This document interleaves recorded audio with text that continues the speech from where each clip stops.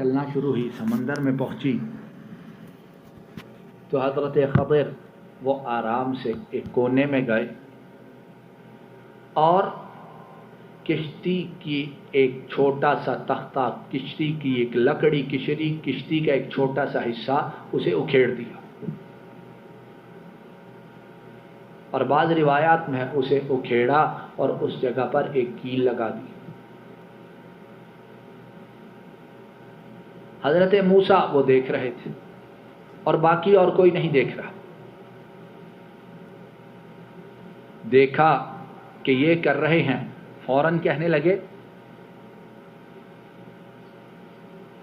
کہ ان کشتی والوں نے ہماری تقریب، ہماری عزت کرتے ہوئے ہمیں بغیر اجرت کے سوار کیا ہے۔ قال اخرقتها لتغرق اهلها لقد جئت شيئا امرا۔ کہنے لگے آپ نے اس کشتی کو پھاڑ دیا، اس کشتی کو چیر دیا ہے، کہ آپ چاہتے ہیں کشتی والے جو ہیں سارے ڈوب جائیں؟ آپ نے بڑا عجیب کام کیا ہے، حیرانی کی بات ہے، ہماری عزت تکریم کرتے ہوئے مفت بٹھایا ہے، اور آپ ہیں کہ کشتی کو ڈبونے کا سامان کر رہے ہیں اور ساتھ ہم بھی ڈوبیں گے۔ قال الم اقل انک لن تستطیع معی صبرا۔ حضرت خضر کہنے لگے موسیٰ میں نے آپ سے نہ کہا تھا آپ میرے ساتھ صبر نہیں کر سکو گے؟ اور پہلا موقع ہے اور پہلے موقع پر ہی آپ نے صبر کا دامن چھوڑ دیا ہے، ہم اکٹھے کیسے چلیں گے؟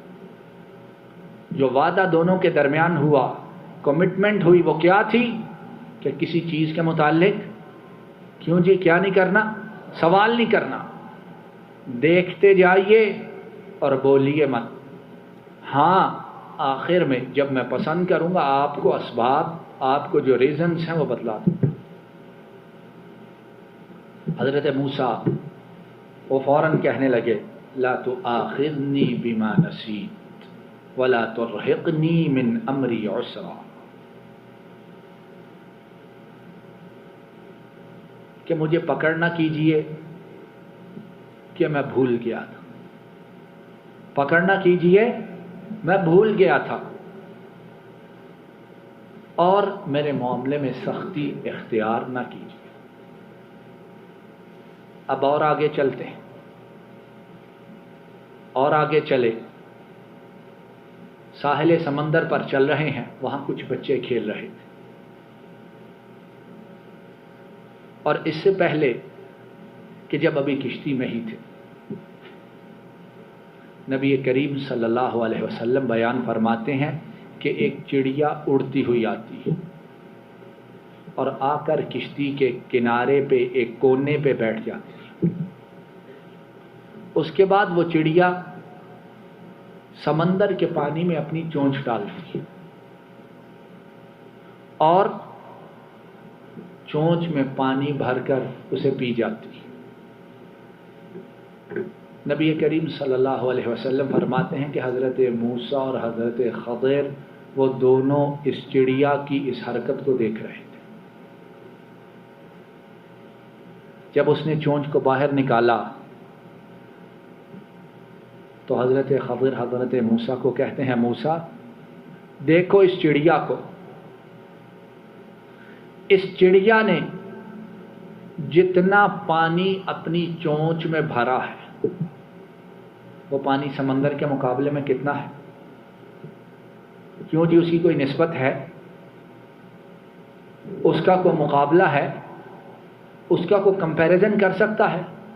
اس کا مقابلہ ہی نہیں ہے۔ فرمایا موسیٰ تیرا اور میرا علم اللہ کے علم کے مقابلے میں اتنا ہی ہے جتنا اس چڑیا نے سمندر کے پانی سے اپنے چونچ میں پانی بھرا ہے۔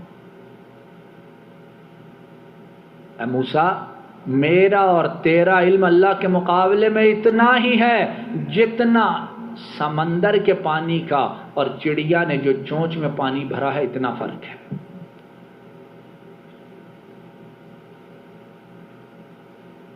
تو اب عبادت صرف ایک اللہ کی ہوگی یا اللہ کے سوا ان کی بھی ہوگی جنہیں لوگوں نے اپنی طرف سے عالم الغیب بنا رکھا ہے۔ اگر پیغمبر اور حضرت خضر علیہ السلام ان کے متعلق محدثین میں اختلاف ہے، کیا وہ نبی تھے یا غیر نبی تھے؟ بعض کی رائے ہے وہ نبی تھے، رسول تھے۔ اگر وہ نبی تھے تو جو دو نبی ہیں اور اتنے برگزیدہ رسول ہیں، ان کے علم کا مقابلہ اللہ کے علم کے مقابلے کے ساتھ یہ ہے، تو جو عام مخلوق ہے ان کا علم اللہ کے مقابلے میں کیا حیثیت رکھتا ہے؟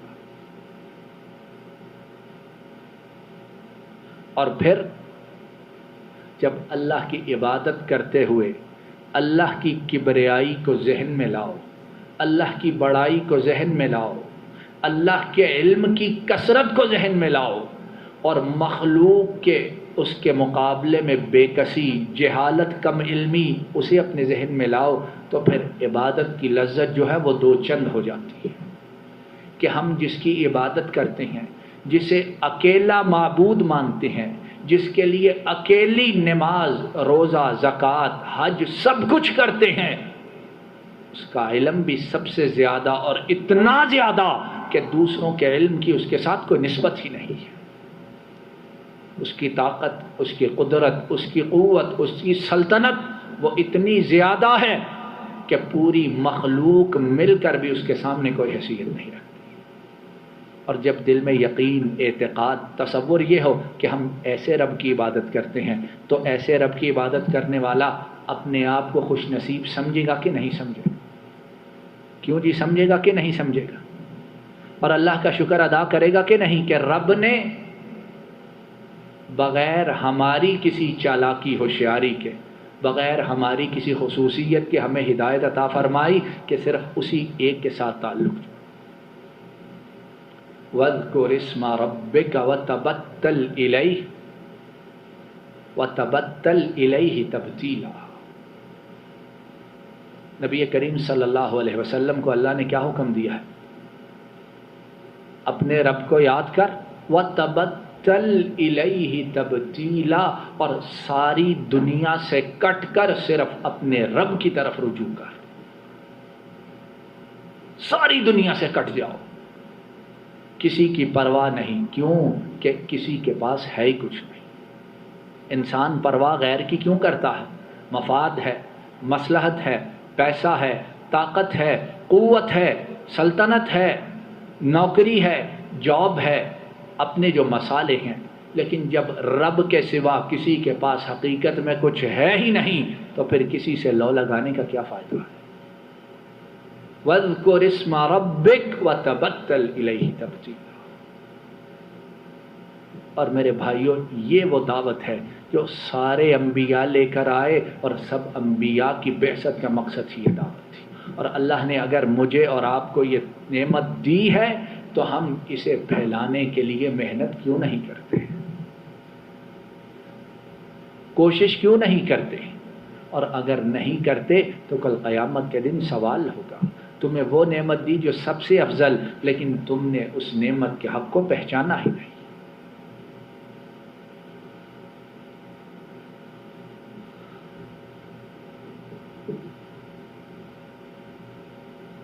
اب کشتی سے دونوں اترتے ہیں اور ساحل سمندر پر ہی چل رہے ہیں، تو دیکھا کہ کچھ بچے چھوٹے کھیل رہے ہیں۔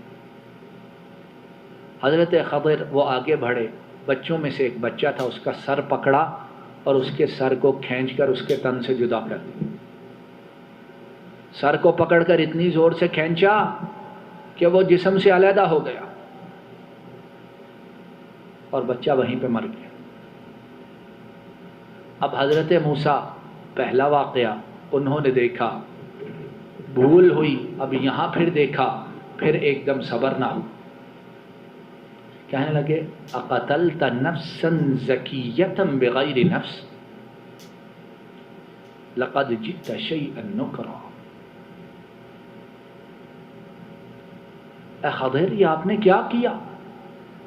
ایک چھوٹی سی پاک جان اور اس نے کوئی گناہ بھی نہ کیا، بے گناہ اور معصوم، آپ نے اسے اس طرح مار دیا؟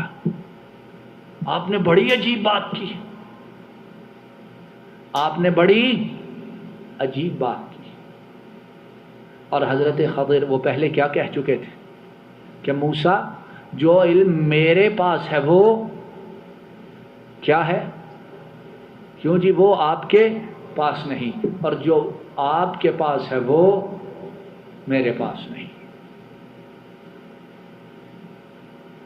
اب حضرت موسیٰ انہیں دونوں باتوں کی جو اندرونی وجہ ہے اس کا علم نہیں۔ اب یہاں یہ ہے کہ آج بھی بہت سے لوگ کہتے ہیں کہ ہمارے پیر صاحب ہمارے بڑے، انہیں ایسی باتوں کا علم ہے جو لوگوں کو ظاہری طور پر شریعت کے مخالف نظر آتی، کہتے ہیں کہ نہیں؟ ان کا یہ کچھ جو کر رہے ہیں یہ باطنی علم ہے، اندرونی علم ہے، یہ اللہ نے خاص عطا فرمایا۔ اب سوال یہ ہے کہ تمہارے جو پیر صاحب یا بڑے جنہیں اندرونی علم ہے، اس بات کی دلیل کیا ہے کہ انہیں اندرونی علم ہے؟ نہیں بات کو سمجھا؟ اس بات کی کیا دلیل ہے کہ اسے علم؟ حضرت خضر جو ہیں ان کی علم کی گواہی تو اللہ رب العالمین نے خود دی کہ موسیٰ ہاں ایک بندہ ایسا ہے جو آپ سے بھی زیادہ جاننے والا ہے، اور حضرت خضر خود کہتے ہیں موسیٰ جو مجھے علم ہے وہ آپ کو نہیں، اور جو میرے والا علم ہے وہ آیا کہاں سے ہے؟ اللہ سے آیا ہے۔ قرآن گواہی دیتا، حدیث گواہی دیتی ہے کہ حضرت خضر ان کا علم ربانی علم تھا۔ اب جو آج کا پیر یا آج کے جو مسخرے یا آج کے جو گمراہ کرنے والے ہیں ان کے پاس کیا دلیل ہے کہ ان کا علم ربانی ہے یا شیطانی ہے؟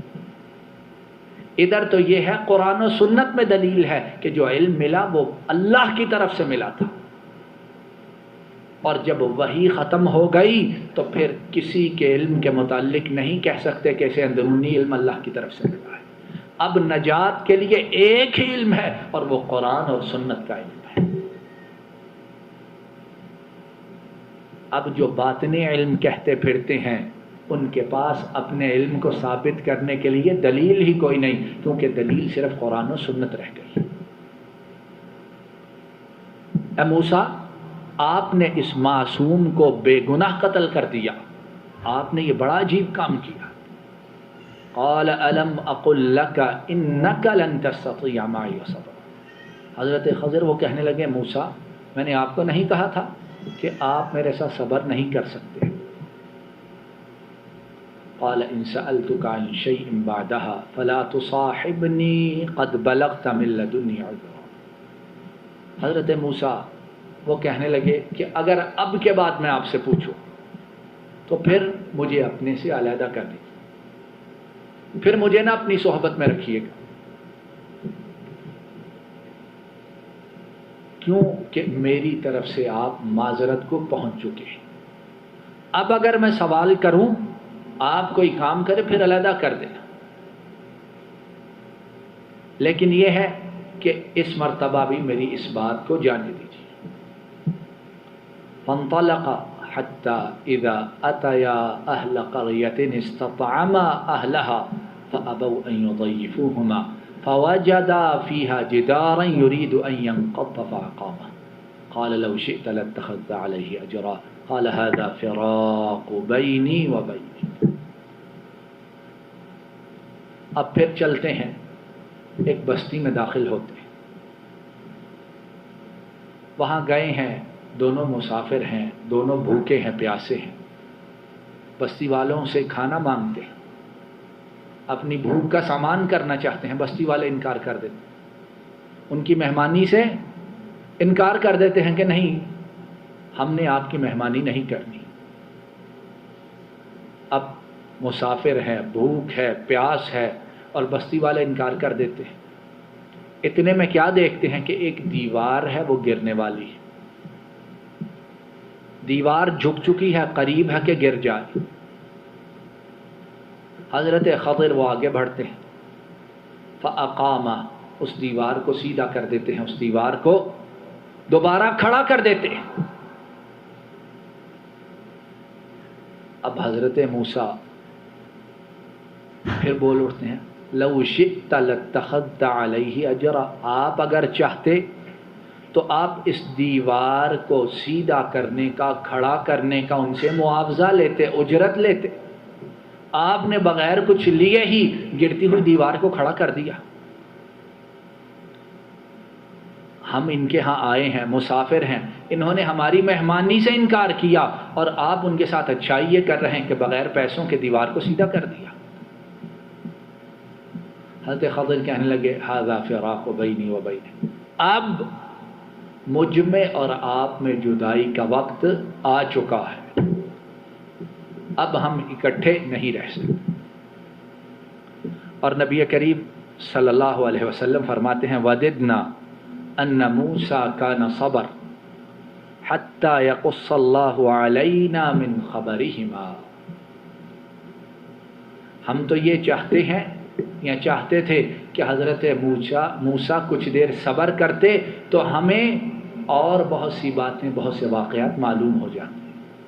لیکن حضرت موسیٰ انہوں نے صبر نہ کیا، پوچھ لیا تو اس وجہ سے واقعات کا سلسلہ وہیں پہ رک گیا جو 3 رونما ہو چکے تھے.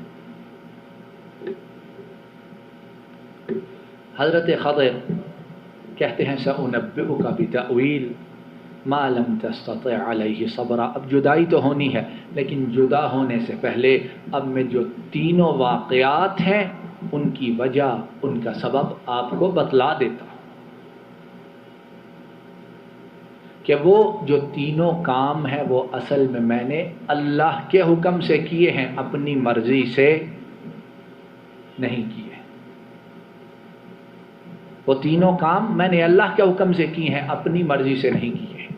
تو آج کے جو پیر فقیر اور اس طرح کے کام کرنے والے ہیں وہ کس طرح کہہ سکتے ہیں یہ کام ہم نے اللہ کے حکم سے کیے ہیں؟ کیوں کہ اب وحی کا سلسلہ بند ہو چکا ہے. اور جب وحی کا سلسلہ بند ہو چکا تو پھر اعتماد کے لیے، عمل کے لیے، یقین کے لیے، کام کے لیے ایک قرآن کریم اور ایک سنت نبوی صلی اللہ علیہ وسلم ہے. اور یہی 2 چیزیں ہیں کہ جن پر عمل کی ہم دعوت دیتے، ان کی طرف بلاتے، اور یہی 2 جو چیزیں ہیں یہ دنیا اور آخرت میں کامیابی کے لیے کافی ہیں.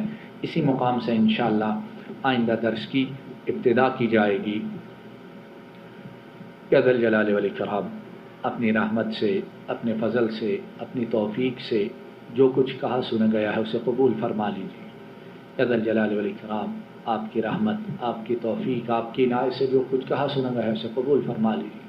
مولا کریم کہنے سننے کو قبول فرما لیجیے اور کہنے سننے میں جو غلطی ہونے معاف فرما دیجیے. اللہ کہنے سننے میں جو غلطی ہونے معاف فرما دیجیے. اللہ کہنے سننے میں جو غلطی ہونے معاف فرما دیجیے. یا ذا الجلال والاکرام یا ارحم الراحمین یا اکرم الاکرمین یا اغفر الغافرین، صحیح بات پر اخلاص کے ساتھ عمل کرنے کی توفیق عطا فرمائیں. مولا کریم کہنے سننے میں جو غلطی ہے ظاہر میں باطن میں اللہ اسے معاف فرما دی.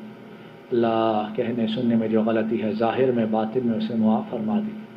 مولا کریم کہنے سننے میں جو غلطی ظاہر میں ہے باطن میں اسے معاف فرما دی. ربنا ظلمنا انفسنا وان لم تغفر لنا وترحمنا لنكونن من الخاسرين. اللهم انك عفو تحب العفو فاعف عنا.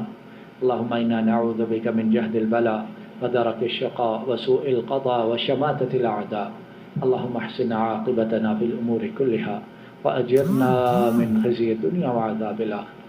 اللهم احسن عاقبتنا في الأمور كلها وأجرنا من خزي الدنيا وعذاب الآخرة.